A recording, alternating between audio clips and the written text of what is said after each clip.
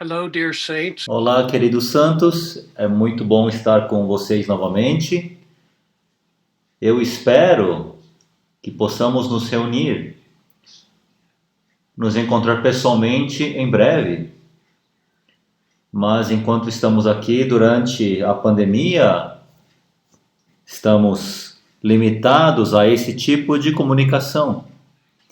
Agradecemos ao Senhor que podemos continuar a ter comunhão a despeito dessa limitação, apesar dela. E espero que o Senhor que esteja usando essas reuniões ministeriais semanais como um suprimento. Mas eu ficarei muito contente quando pudermos nos encontrar pessoalmente. Hoje vamos continuar a comunhão acerca da vida, de vida. Eu gostaria de me concentrar em um versículo apenas hoje, 1 Timóteo 3,15. Eu vou ler para vocês. Diz: mas se eu tardar, escrevo para que saibas como se deve proceder na casa de Deus, que é a igreja do Deus vivo, coluna e base da verdade. Talvez você possa estar pensando o que esse versículo tem a ver com a questão da vida, porque não usa a palavra vida, mas usa a palavra vivo, do Deus vivo, não fala sobre vida. Mas se você se lembrar, quando nós começamos essa série de mensagens, vimos que vida, ela mesma, a própria vida não é a meta. A vida é a maneira e a meta é a edificação da igreja. Vida é para a unidade e unidade é para a edificação da igreja. Então, a vida, ela não é a meta final. A vida é o caminho, a maneira no qual alcançamos a meta. Esse versículo que acabamos de ler está falando sobre a igreja e como devemos proceder na igreja. Resumidamente, a maneira como devemos proceder na igreja deve ser que vivemos pela vida divina e tomamos a vida divina como nossa fonte.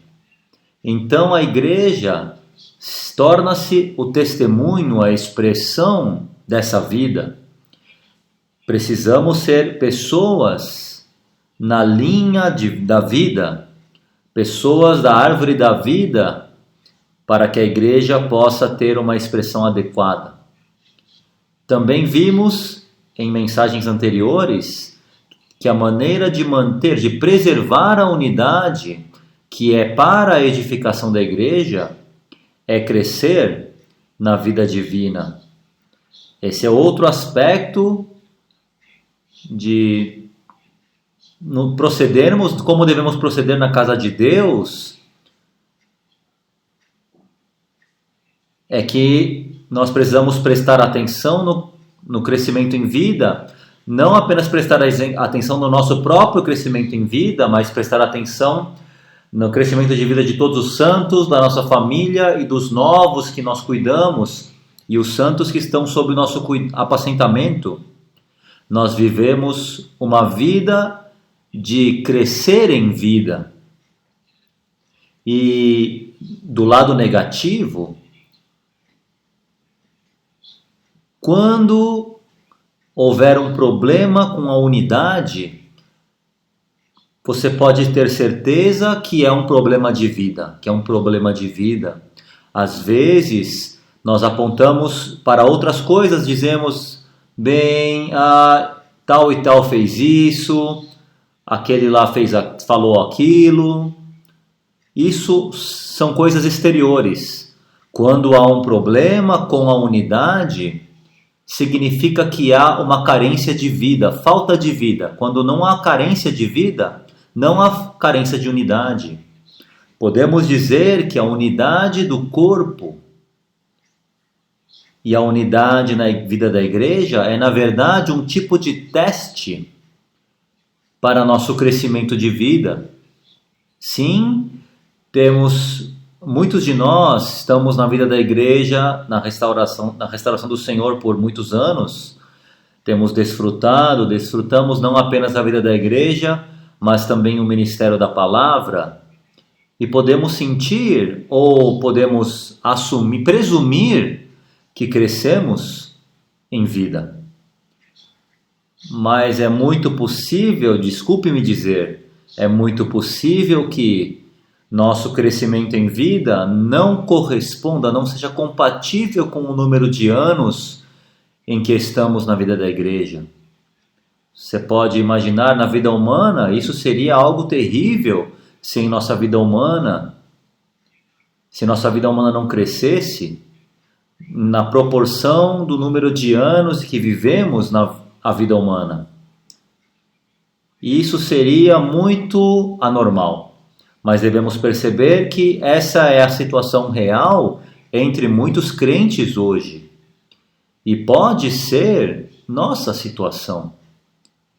É por isso que precisamos dessa linha de comunhão que estamos abordando. Precisamos abandonar tantas outras coisas. Precisamos abandoná-las. Precisamos largar especialmente as coisas que são contenciosas. Precisamos largar as coisas que são divisivas e prestar atenção ao crescimento em vida. Caso contrário, nós estaremos desperdiçando o nosso tempo. Precisamos todos os dias da nossa vida humana, precisamos crescer nessa vida divina.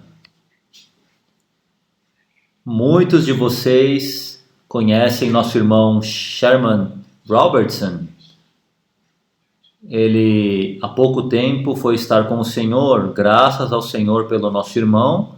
Ele visitou a Filipinas algumas vezes.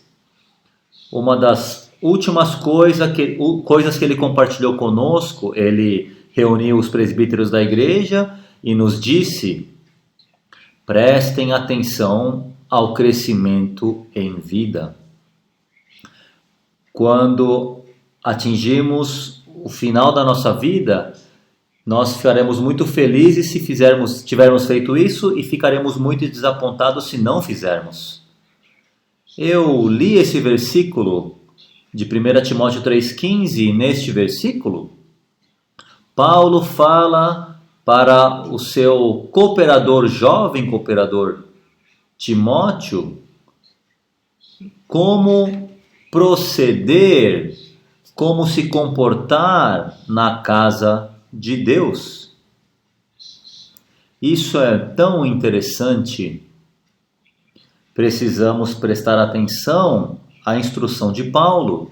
Certamente Paulo sabe o que significa procedermos adequadamente, em como devemos proceder adequadamente na casa de Deus. E quando dizemos isso, vamos deixar muito claro, não estamos falando sobre regras e regulamentos.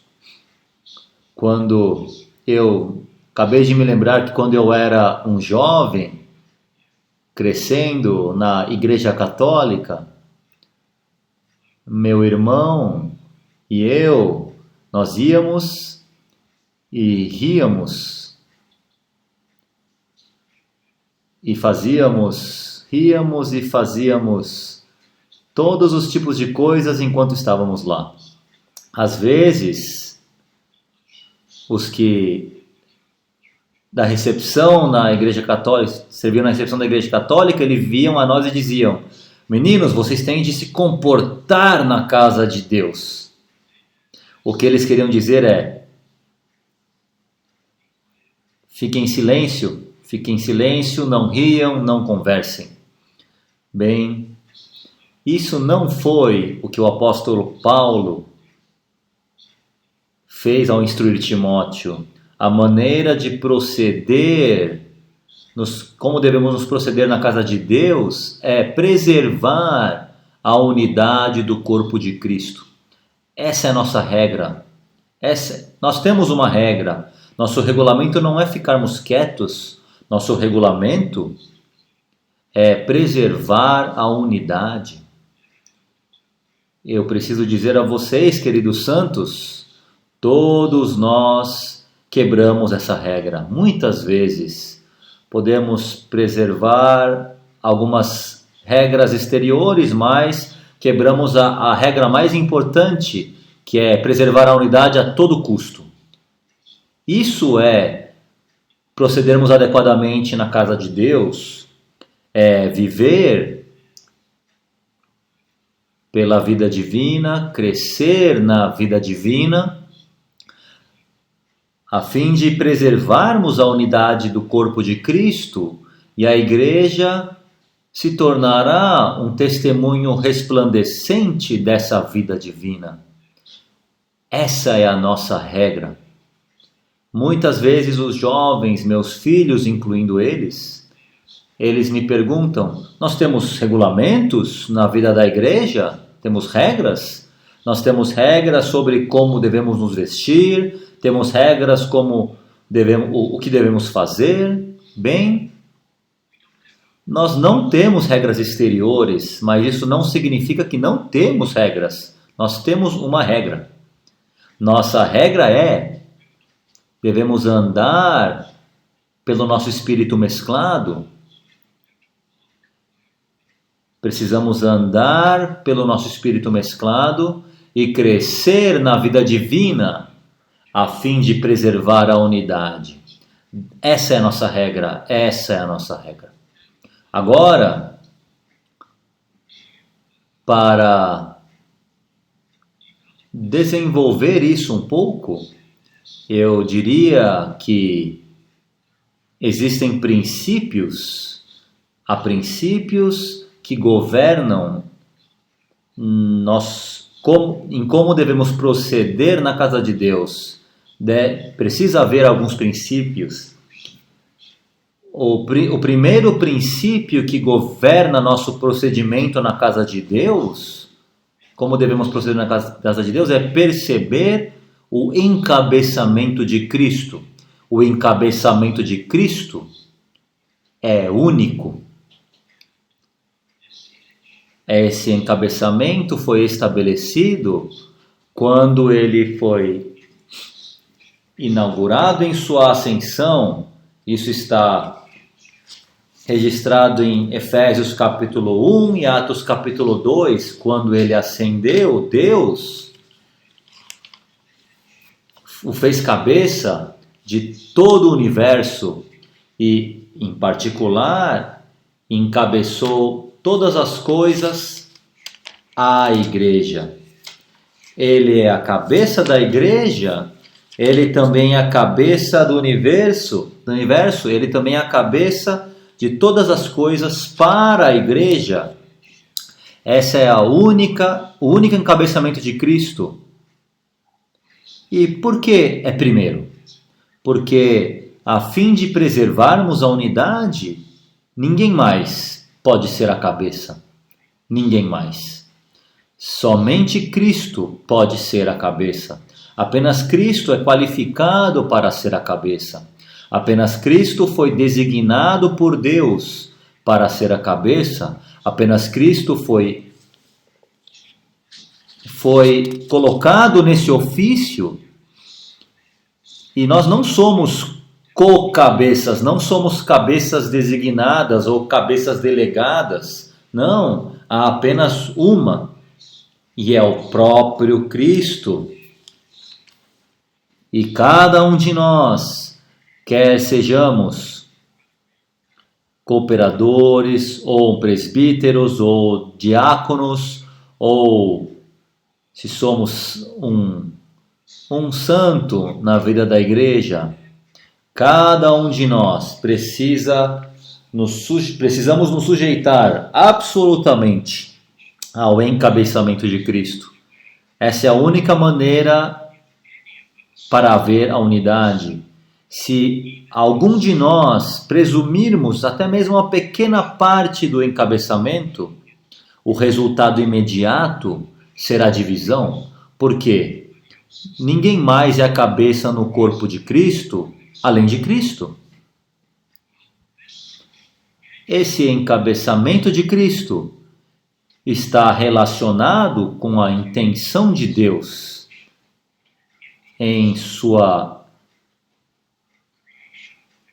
criação, na sua intenção original ao criar o homem.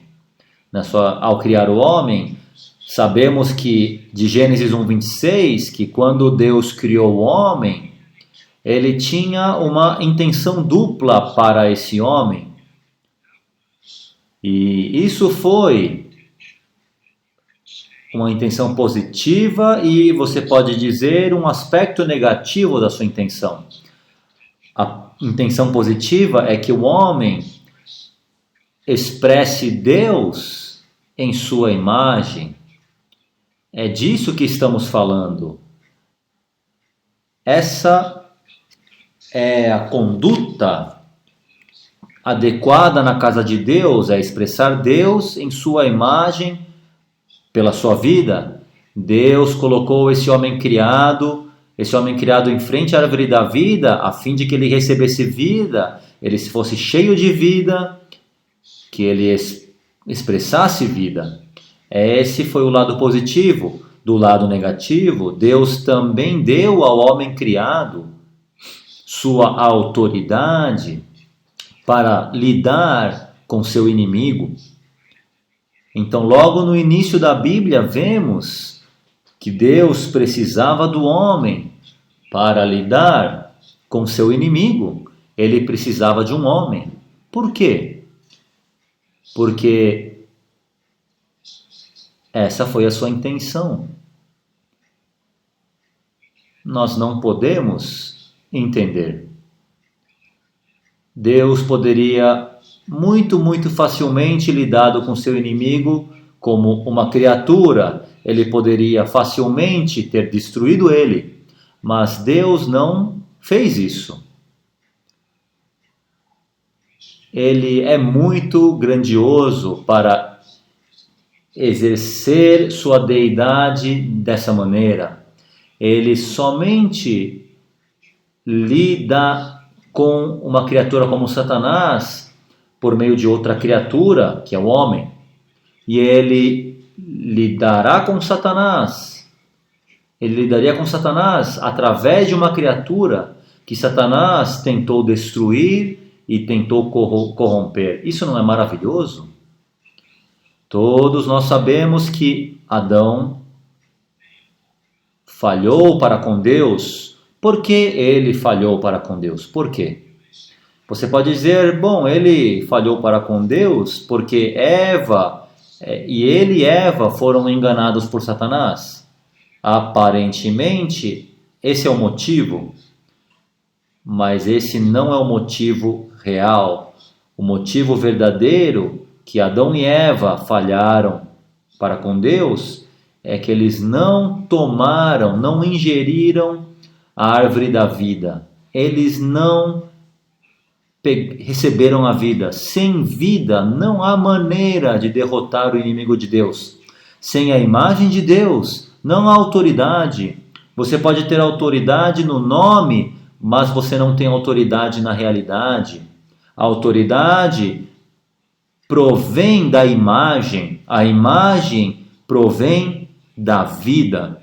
Se Adão e Eva tivessem tomado a vida, facilmente derrotariam Satanás, mas não o fizeram. Deus precisou e ainda precisou do homem. Ele ainda precisou do homem. Ele criou Adão para ser esse homem, mas Adão falhou. Agora ele precisa de outro homem, ele precisa de um segundo homem. Ele precisa do último Adão, que o último Adão viesse. Sabemos que no Antigo Testamento, na época do Antigo Testamento, o Senhor ainda não havia encarnado Então, embora ele fosse o Filho de Deus, ele ainda não era o Filho do Homem, não foi até sua encarnação que ele foi chamado de Filho do Homem. Devemos valorizar muito esse título do Senhor. Ele é o Filho do Homem. Por que isso é precioso? Porque esse é o homem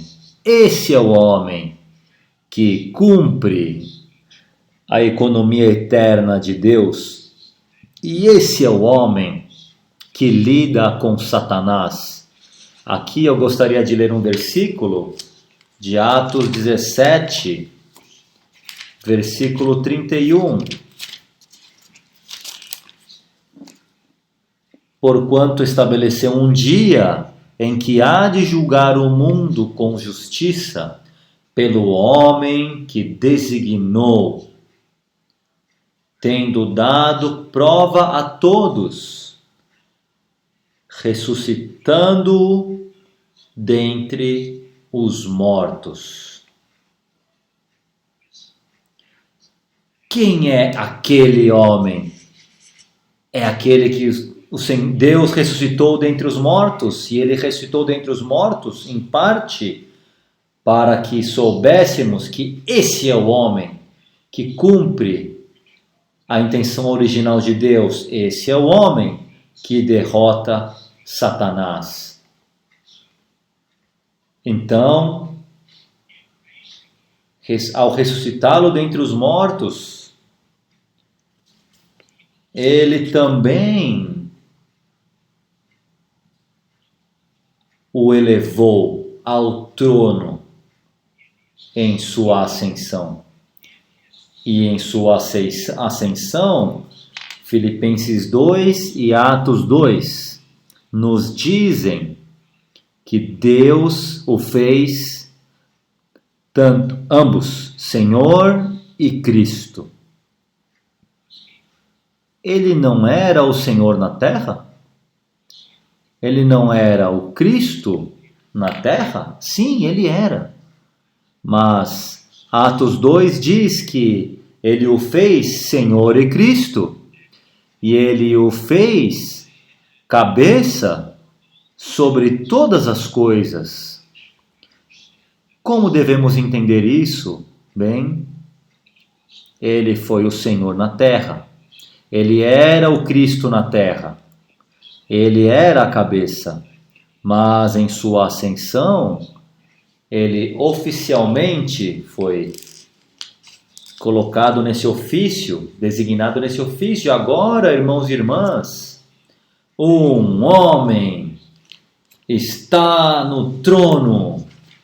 Você consegue imaginar um homem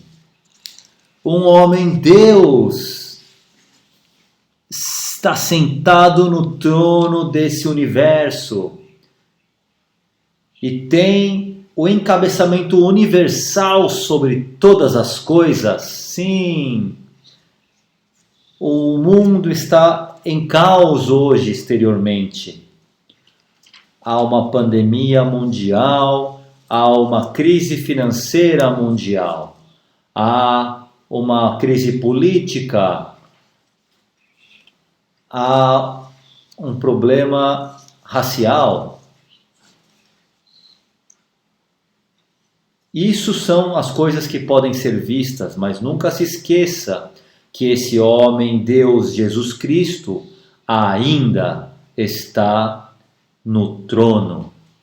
E ele está exercendo o seu encabeçamento e seu senhorio, e é por isso que nós não somos embaraçados com os assuntos desse mundo, nós não somos embaraçados em política, não nos embaraçamos em causas sociais. Não, nós exercitamos a nós mesmos para ser um com esse homem-Deus no trono. E vivemos na vida da igreja, na casa de Deus. E isso significa que viver na vida da igreja como a casa do Deus vivo significa que honramos aquele que Deus exaltou. Nós honramos o encabeçamento único de Cristo. Honramos o encabeçamento de Cristo em nossa vida pessoal. Honramos o encabeçamento de Cristo em nossa vida matrimonial. Honramos o encabeçamento de Cristo em nossa vida familiar. E especialmente, nós honramos o encabeçamento de Cristo em nossa vida da igreja. E o que significa honrar o encabeçamento de Cristo? A primeira coisa é que significa que entre o povo de Deus não pode haver e não deve haver nenhuma outra cabeça. Não pode haver. Assim que exercemos encabeçamento de qualquer maneira, nós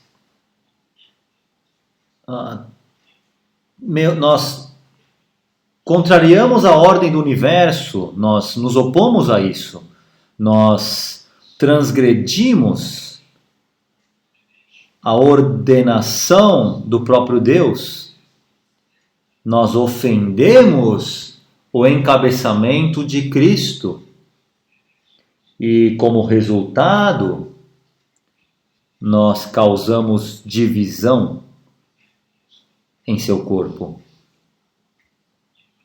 Sabem que no Novo Testamento todos desfrutamos ler sobre Pedro, porque eu sei que eu desfruto, porque Pedro é muito igual a nós, parecido conosco. Ele realmente é uma boa representação de você e eu. Uma das características de Pedro, sem dúvida, ele tinha uma índole muito rápida. Quando o Senhor perguntava algo, Pedro era o primeiro a responder, ele era o primeiro a agir, ele era o primeiro a falar. Parece que, segundo sua índole natural, Pedro queria tomar a liderança, tomar a frente. Claro, sabemos. E os outros discípulos também. Tiago, João também discutiram sobre quem seria o maior, em outras palavras, quando o Senhor fosse embora, quem seria a cabeça? Eu digo, Cristo ainda seria a cabeça, ele seria a cabeça em ascensão, mas Pedro, Tiago e João, eles estavam lutando pelo encabeçamento. Pedro, especialmente, era tão ousado. Ele disse ao Senhor, Senhor, mesmo que se todos os outros o abandonarem, eu não o abandonarei. Eu estou pronto para segui-lo até a morte. O Senhor teve de arranjar um grande fracasso para Pedro, onde ele foi derrotado por uma menininha. Ele negou o Senhor 3 vezes. E da mesma maneira, no Monte da Transfiguração, quando o Senhor levou os discípulos para lá, Pedro imediatamente falou, Senhor, vamos aqui preparar 3 tendas, um para Moisés, um para Elias, um para você, um para ti. Ele falou sem pensar, ele tomou a liderança. E Deus Pai teve de pará-lo. Sabe, a Igreja Católica exalta Pedro. Eu sei que muitos de vocês vieram do catolicismo como eu. Eles exaltam Pedro, dizem que Pedro foi o primeiro Papa. Ele foi o maior. Bem, se ele foi o maior, eu diria que ele era maior em uma coisa. Ele foi maior na falha, ele teve a maior falha. Mas outra coisa além disso, ele não foi tão grande, porque ele teve de aprender essa grande, grande lição de honrar o único encabeçamento de Cristo. Pedro pensou que ele era melhor que os outros irmãos, ele pensou que ele poderia ser a cabeça. Tiago e João pensaram a mesma coisa, e a mãe deles também pensou a mesma coisa. A mãe deles, que era a tia de Jesus, ela pensou que seus 2 filhos poderiam ser maiores. O Senhor entrou, veio para ensinar a todos eles. Não, se você quer ser o maior entre o povo de Deus, significa que você é um escravo. Você serve o povo de Deus. Você não toma o encabeçamento. Você serve-os como escravo, que é o modelo do Senhor em sua vida terrena. Sim, ele certamente era a cabeça, ele certamente era o mestre, ele certamente era o líder. Mas como ele procedeu, como ele se conduziu, se comportou entre o povo de Deus, a maneira dele proceder foi como a de um escravo. Ele lavou os pés dos discípulos. Então, queridos irmãos, esse é nosso modelo. Se vamos ser o assim chamado líder, o que lidera, um irmão que lidera, um cooperador, um presbítero. O modelo é: não exercemos encabeçamento. Nós nos conduzimos como escravo. Essa é a conduta adequada. Esse é o modelo do nosso Senhor. Ele disse: um escravo não está acima do seu senhor. Se o senhor se conduzir como um escravo, esse é o modelo para você e para mim. Agora, nós chegamos ao segundo princípio. O primeiro princípio, apenas para lembrar, é que na casa de Deus sempre devemos honrar o único encabeçamento de Cristo e nunca devemos assumir nenhum tipo de encabeçamento para nós mesmos. Esse é o primeiro grande princípio da nossa conduta, em como devemos proceder na casa de Deus. O segundo é esse: o relacionamento entre os crentes na casa de Deus deve ser orgânico, não organizacional. Isso também está relacionado ao encabeçamento de Cristo. Significa que nosso relacionamento é um relacionamento em vida. Nós não temos um relacionamento entre senhor e escravo. Nós não temos um relacionamento entre chefe, patrão e empregado. Não, somos irmãos, membros de uma família. Nosso relacionamento é totalmente orgânico. Não há nada organizacional sobre ele. Pense numa família. Eu venho de uma família grande, de 9 filhos. Não há posições. Eu tenho 4 irmãos mais velhos, tenho 3 irmãs mais novas e um irmão mais novo. Não há posições na família.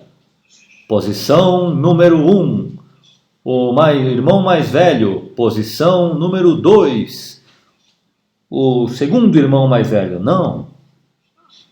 Não existe tal coisa. Somos todos irmãos. Somos todos filhos da mesma família, dos mesmos pais. Nosso relacionamento é totalmente orgânico. Não há nada organizacional sobre isso. Nada mesmo. E isso é um grande princípio em como devemos proceder na casa de Deus. Não devemos proceder de maneira organizacional. Você não sabe?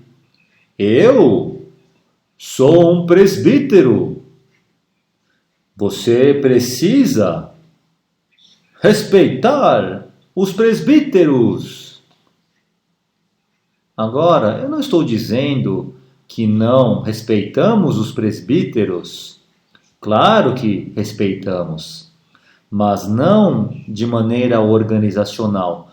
Não cremos em nenhum tipo de hierarquia. Nós odiamos hierarquia. Hierarquia é algo que Deus odeia. Esse é o sistema de clérigos e leigos que destruiu a unidade do corpo de Cristo na esfera do cristianismo. Essas são as obras dos nicolaítas. Rejeitamos toda hierarquia. Mas isso não significa que somos pelo caos ou desordem, não.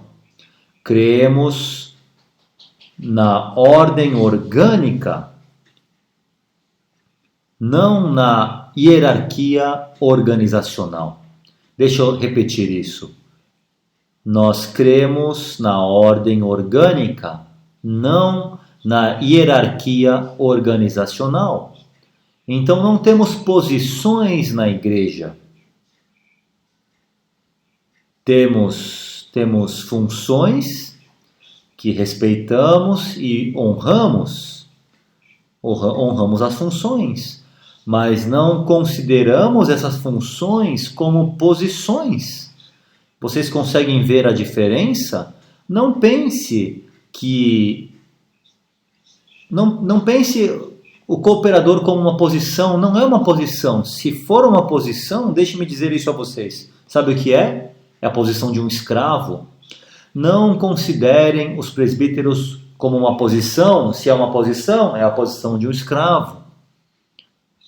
Não é uma posição elevada. Bem, agora vamos olhar para a primeira vida da igreja na terra, que foi a igreja em Jerusalém. Era uma grande igreja. E naquela grande igreja havia milhares e milhares de crentes. Muitos. E entre esses milhares de crentes, havia alguns apóstolos, sem dúvida.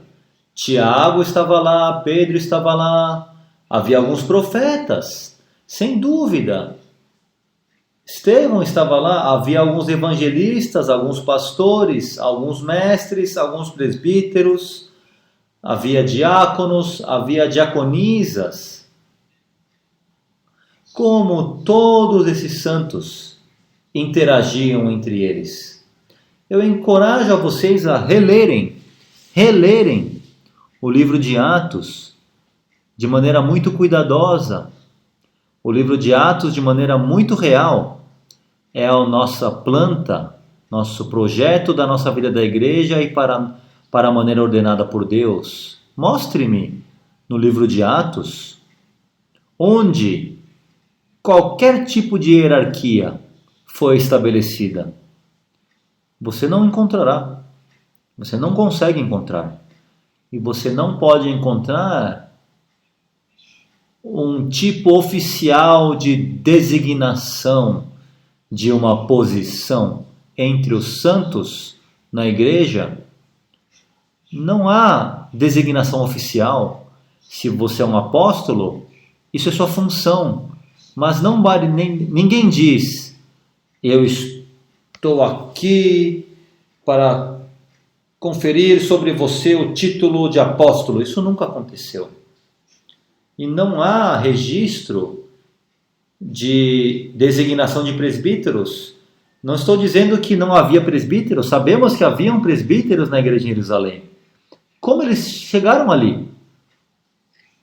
Não há registro de desígnio de presbíteros Sabemos que havia diáconos, mas não há registro de designação desses diáconos. E eu creio que o Senhor, em sua soberania, intencionalmente omitiu isso do registro divino.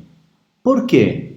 Porque não são posições, não são uma hierarquia, são simplesmente funções entre os milhares de santos ali. Alguns tinham uma função, outros tinham outra função, e reconhecemos isso organicamente. Assim como em uma família, ninguém me apontou, me designou ser o pai da minha família.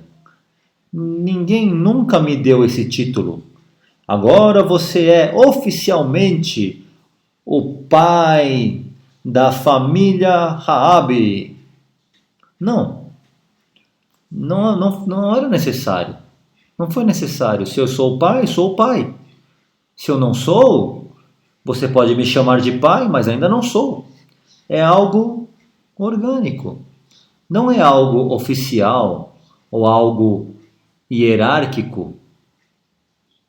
Então não há necessidade de organizar nada no corpo de Cristo. Não é necessário dizer na família humana, mas olhe para o corpo humano. Não há necessidade de organizar o corpo humano. A cabeça é simplesmente a cabeça. Não organizamos ela, não designamos ela e dizemos, essa é a cabeça. Não precisamos fazer isso. É completamente orgânico. E da mesma maneira, no corpo de Cristo, não precisamos designar nenhum tipo de organização. Em nosso corpo físico não há organização, há uma cabeça e há todo o resto, todos os outros membros. Ninguém é uma cabeça secundária, ninguém é uma subcabeça, ninguém é uma cabeça delegada, ninguém é uma vice-cabeça. Não. Há apenas a cabeça e todos os membros. Essa é a realidade orgânica do corpo de Cristo. Eu vou dizer novamente, a maior ofensa, o maior insulto ao encabeçamento de Cristo é o sistema de clérigos e leigos, que entrou muito cedo na história da igreja. Por quê? Porque isso está em nosso pensamento natural, em nosso pensamento religioso. Esse pensamento sobre hierarquia, esse pensamento de organização é muito compatível, corresponde muito ao nosso pensamento natural e corresponde muito à nossa ambição natural e corresponde muito à nossa carne e é muito compatível com a religião. Não demorou muito antes que o sistema de clérigos e leigos entrou na igreja. Sabemos que o livro de Apocalipse foi escrito no final do primeiro século. E já, quando você lê Apocalipse 2 e 3, o sistema de clérigos e leigos não é apenas, está totalmente estabelecido, mas também é ensinado como ensinamento. Você não tem apenas a obra dos nicolaítas, você também tem o ensinamento dos nicolaítas. Em outras palavras, é promovida entre o povo de Deus e alcança o seu ponto mais baixo no século VI, com o estabelecimento do sistema papal no catolicismo romano, que muitos de nós já estamos familiarizados com isso. Isso é um insulto terrível ao encabeçamento de Cristo. esse insulto entrou por um ensinamento errado de um irmão na história da igreja chamado de Inácio. Eu não creio, eu não sei, mas eu duvido que Inácio tinha a intenção de destruir a unidade do corpo de Cristo. Assim como hoje, eu duvido que aqueles que ensinam de maneira errada estão intencionalmente destruindo a unidade. Mas seja cuidadoso com o que você ensina.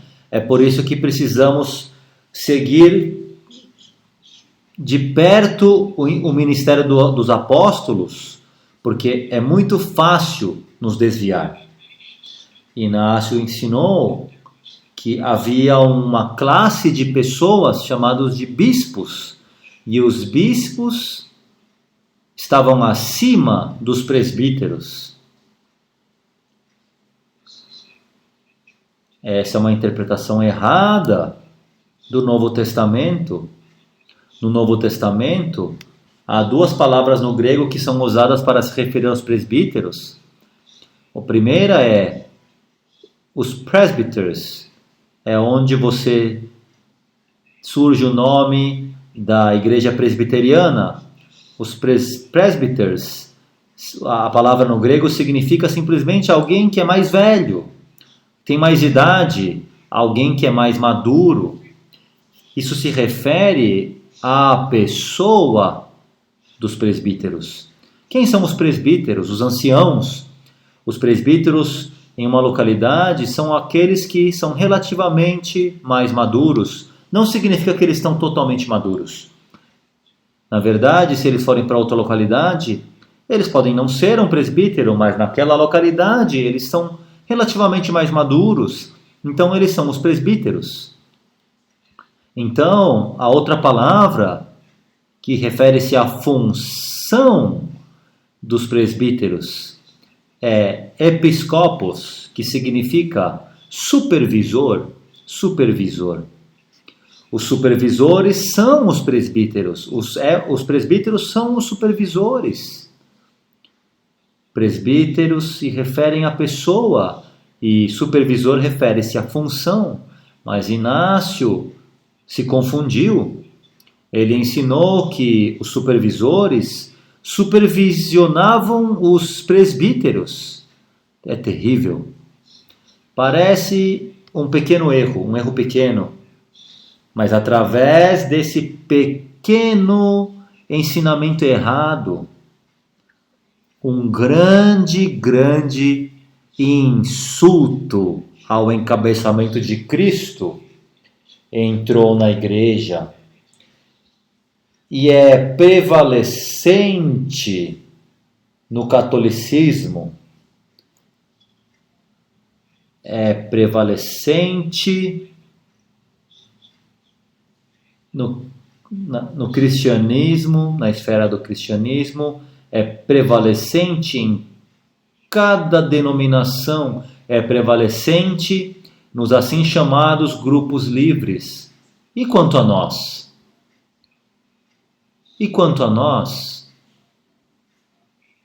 Nós temos uma hierarquia? Nós ensinamos contra a hierarquia. Conhecemos a verdade, mas subconscientemente,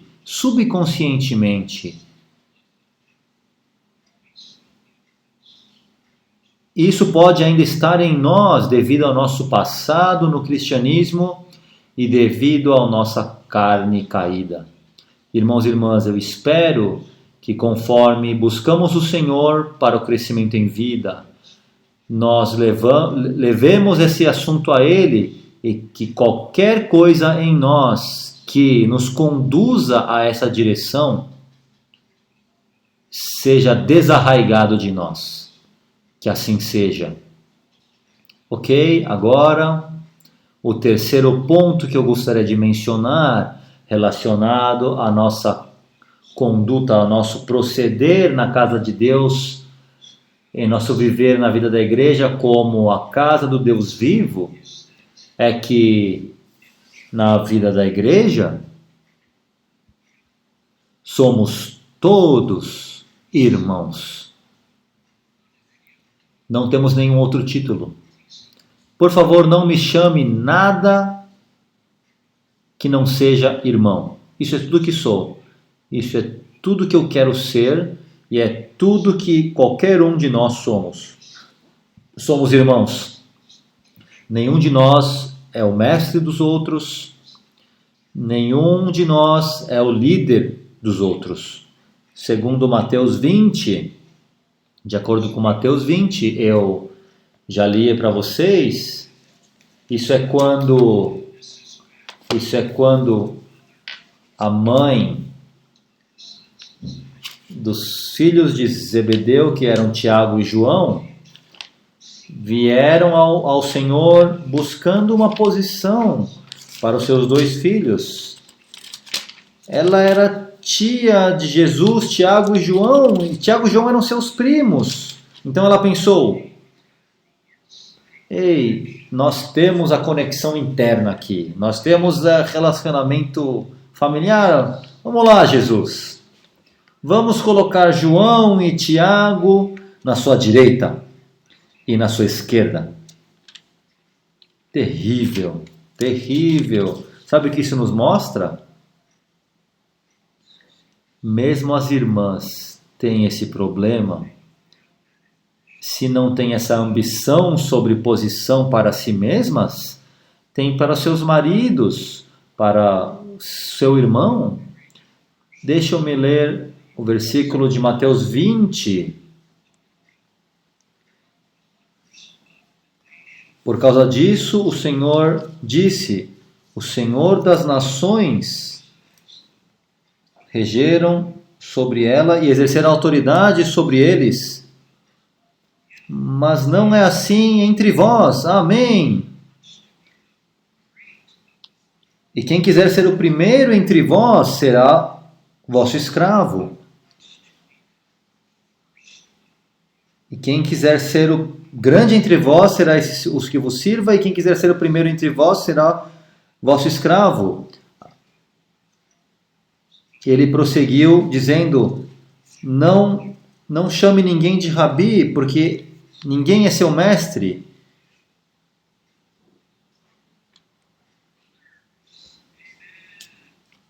Porque todos vós sois irmãos. Todos sois irmãos. Amém. Nem chamem de líderes, porque há apenas um líder, Cristo. Quem somos nós? Se eu estivesse com vocês agora mesmo, eu diria: vamos todos dizer, nós somos todos irmãos. É isso mesmo. É isso que somos. Irmãos e irmãs, espero que no fim dessa era, conforme o Senhor está tentando alcançar a consumação da sua economia eterna, essa questão de hierarquia, esse conceito, esse assunto de posição, esse conceito de liderança seja tirada de nós. Temos de perceber, somos todos membros, somos todos diretamente conectados à cabeça. Essa é a questão do nosso corpo humano. Eu não entendo, eu não sou um médico, mas eu conheço, eu sei disso. Cada membro tem uma conexão direta à cabeça, não é indireta, é direta. Através do sistema nervoso, através do fluir do sangue, através da maneira que o corpo humano foi criado, cada membro tem uma conexão direta com a cabeça. Nós não passamos por outro membro para chegar à cabeça. Não, você não precisa fazer isso. Por favor, não me entendam errado. Não estou dizendo que não temos comunhão. Claro que temos. Quanto mais, melhor. Mas agora mesmo estou falando sobre um princípio. O princípio de conduzir-nos de procedermos na casa de Deus, e o princípio é que temos uma conexão direta com a cabeça. Não há intermediário. Não há intermediário. 1 Timóteo, sabe? 1 Timóteo 2:5 diz que há um só Deus e um só mediador entre Deus e os homens, Cristo Jesus, homem. Esse é o único intermediário, o homem, Cristo Jesus. Sabe, a Igreja Católica ensina que a Maria é o intermediário. Isso é terrível, é terrível. A Bíblia nunca disse isso. Diz isso. A Igreja Católica diz que os assim chamados santos são intermediários. Não. Também é terrível.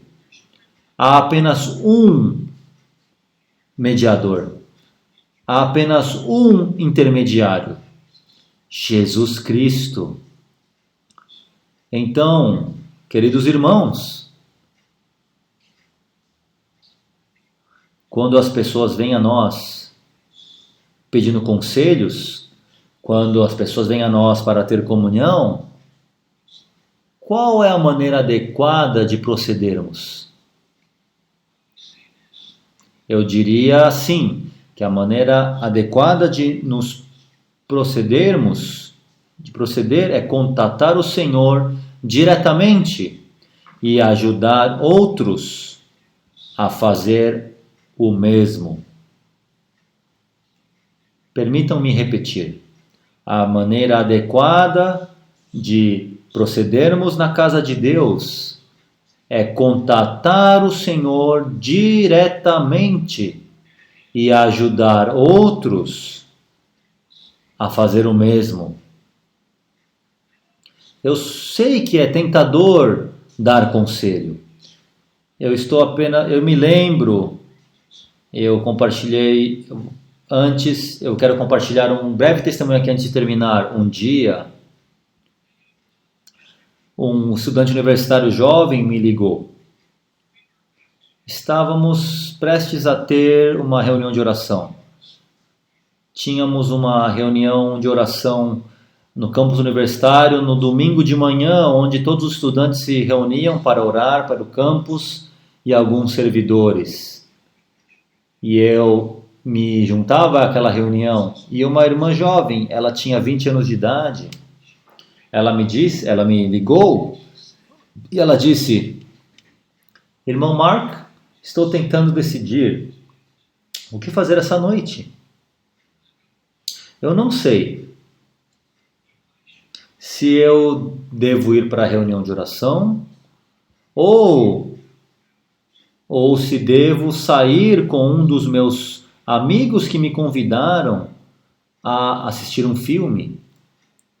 E ela me perguntou: o que eu devo fazer?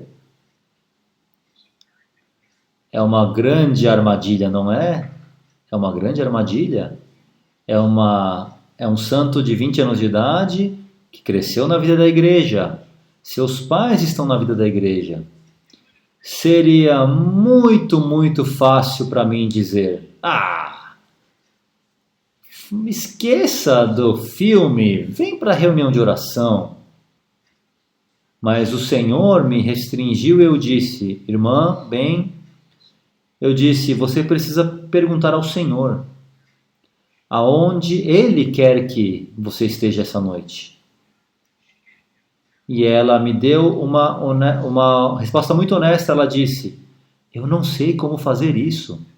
Eu disse a ela, você tem 20 anos de idade. É hora de você aprender a fazer isso. Eu não posso dizer a vocês o que fazer. Eu não sou o Senhor, eu não sou a cabeça. Você precisa perguntar ao Senhor o que Ele quer que você faça essa noite. Eu disse: você apenas ore. Apenas ore. Então, da melhor maneira, o melhor que você consiga, siga o que você crê que seja a sensação do Senhor no seu interior. Bem, ela foi assistir o filme. Eu cometi um erro? Eu não acho. Eu não acho. Eu acho que o erro seria dizer para ela o que fazer. E precisamos evitar isso, irmãos e irmãs. Precisamos conduzir outras pessoas a contatar o Senhor mais e mais. Não significa que eles não cometerão erros, mas todos nós sabemos que nós aprendemos com nossos erros. Ok, deixa-me terminar agora. 1 Timóteo, depois de falar sobre como nos proceder adequadamente na casa de Deus, nos diz que a igreja é tanto a casa do Deus vivo, número 1, e número 2, coluna e base da verdade. Agora, nós introduzimos esse pensamento da verdade. Sim, precisamos da vida. A igreja é a casa do Deus vivo, nós precisamos da vida divina, também precisamos da verdade, porque a igreja é a coluna e base da verdade. Todos nós. Não somente assim os chamados presbíteros ou os irmãos do ministério, não apenas um certo número de santos. Todos nós temos a responsabilidade de entrar na verdade, entrar na Bíblia, entrar no ministério, entrar na versão restauração. Esse conhecimento adequado da verdade regulará nossa conduta na casa de Deus de maneira adequada e fará a igreja um testemunho duplo, um testemunho da casa do Deus vivo e um testemunho da coluna e base da verdade. Bem, falaremos mais sobre esse assunto da verdade na próxima vez que falarmos, mas eu acho que por hoje eu vou terminar aqui. Thank the Lord. Graças ao Senhor pela sua palavra.